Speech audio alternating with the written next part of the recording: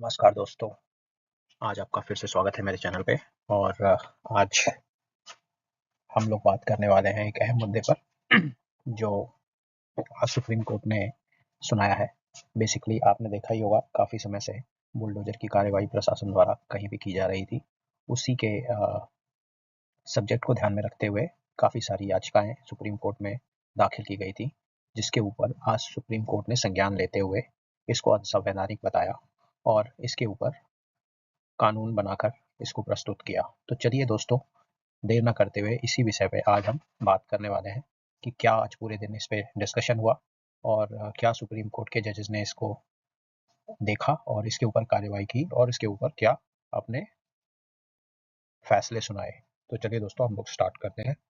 सबसे पहले तो हम बात करेंगे, अब नहीं चलेगा बुलडोजर।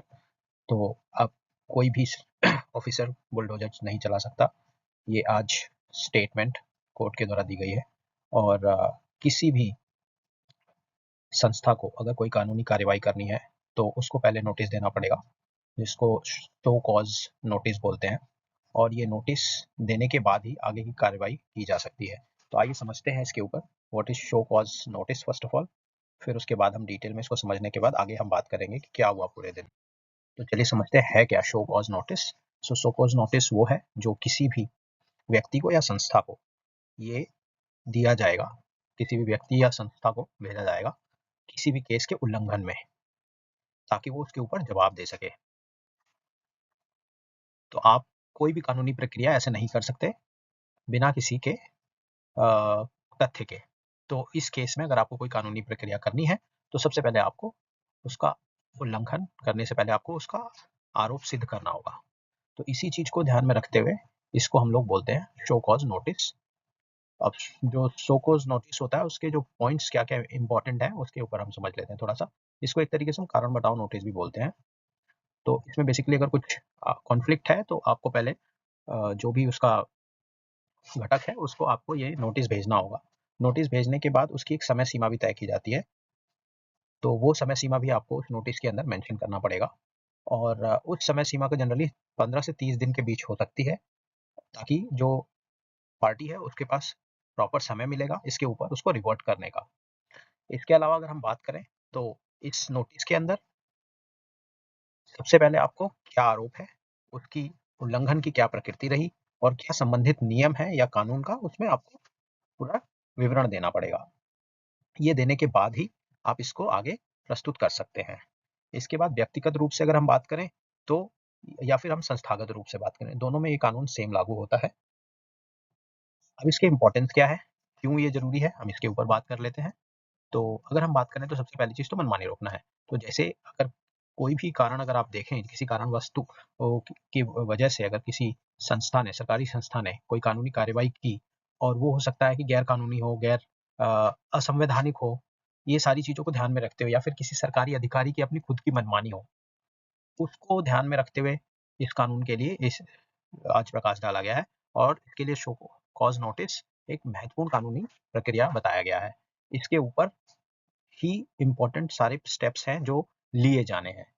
अगर हम बात करें उदाहरण के लिए, तो अगर आप देखें किसी का घर या दुकान है जिसको गिराने का निर्णय लिया जाता है किसी भी संस्था द्वारा, तो पहले उस व्यक्ति को या संस्था को किसी भी डिपार्टमेंट के द्वारा उसको एक शो कॉज नोटिस भेजा जाएगा। एंड उसमें उसके सारे आरोप उसमें लिखे जाएंगे, किस बेस पे वो ये कानूनी कार्रवाई की जा सकती है उसके ऊपर। तो सारी चीजें उसमें लिखी जाएंगी। यदि व्यक्ति उस पर जवाब दे देता है उचित समय के अंदर, तो उस पर दोबारा विचार किया जा सकता है।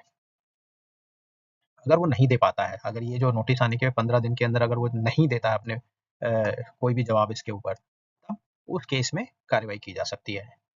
लेकिन अगर उसने जवाब दे दिया तो वहां पे नेक्स्ट स्टेप आता है देन सुप्रीम कोर्ट का रिव्यू, जिसको हम सुप्रीम कोर्ट का अवलोकन भी कहते हैं हिंदी में।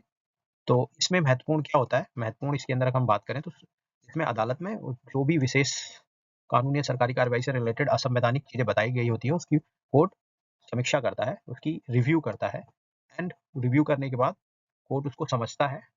उसके बाद कानूनी प्रक्रिया के तहत उसके तहत ही उसकी समीक्षा की जाती है। और उसके बाद संविधान की समीक्षा को भी ध्यान में रखा जाता है। संविधान में इसके लिए क्या संवैधानिक तरीके से क्या कानून है उस चीज को देखा जाता है। कानून की स्थिति और समीक्षा की जाती है कि उसके अधिकार क्षेत्र में क्या चीज़ें आती हैं, क्या जो किसी भी गवर्नमेंट डिपार्टमेंट ने उसके ऊपर इस चीज़ से रिलेटेड जो बात की है, क्या उस आधिकारिक क्षेत्र में आता है या नहीं आता उस डिपार्टमेंट के। हो सकता है कि वो उस डिपार्टमेंट के अधिकार क्षेत्र में ना आता हो और उसके बाद भी उसके ऊपर ऐसा किया गया हो। तो ये चीज़ का ध्यान रखा जाता है। तो कानून की स्थिति की समीक्षा की जाती है, उसके तहत सारे कानून फॉलो सही तरीके से किया जा रहा है या नहीं, इसका भी ध्यान रखा जाता है।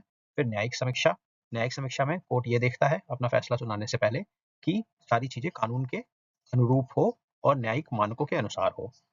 उसके बाद विधिक मापदंडों का निर्धारण, मतलब यहाँ पे जो भी उसको बेसिकली जो भी उनको निचली अदालत से अगर ये फैसला आया है या डायरेक्ट वहाँ पे किसी ने अप्लाई किया है, तो उसमें सारी चीज़ों को ध्यान में रखा जाता है। उसके आगे कानूनी प्रक्रिया के सुसंगत निश्चित किया जाता है कि क्या उसको करना है आगे, क्या उसके ऊपर आउटकम आएगा। तो ये पूरा का पूरा सुप्रीम कोर्ट का रिव्यू प्रोसेस होता है। उसके बाद आप जो है इस कार्य को आगे कर सकते हैं। तो अगर हम बात करें, जैसा मैंने आपको बताया, तो उसके बाद ही ये गाइडलाइन अगर कोर्ट के द्वारा आ जाता है कि यस, जो उसमें आरोप लगाए गए हैं किसी व्यक्ति या संस्था के ऊपर वो सही है और कोर्ट भी इस चीज को मानता है और कोर्ट की कार्यवाही उसके ऊपर आती है गाइडलाइन के अकॉर्डिंग कि इसके ऊपर एक्शन लिया जा सकता है संवैधानिक तरीके से, तभी कोई भी सरकारी अफसर या फिर सरकारी संस्था उस चीज को ले सकती है और उसके ऊपर कानूनी कार्यवाही कर सकती है।